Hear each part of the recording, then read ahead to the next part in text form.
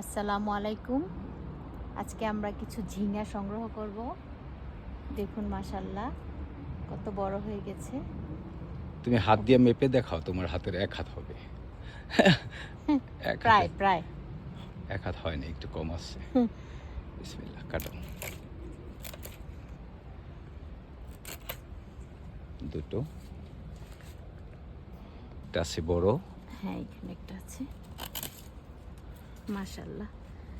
এখানে দেখো, এটাও অনেক বড়। এটাও কেটে ফেলো। মাশাআল্লাহ। মোট ৪টা ঝিঙে কাটলাম। এগুলো কালকে আমরা ইলিশ মাছ দিয়ে রান্না করব।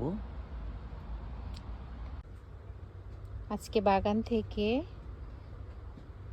করলা, ঝিঙে আর কিছু চেরি টমেটো সংগ্রহ করলাম। মাশাআল্লাহ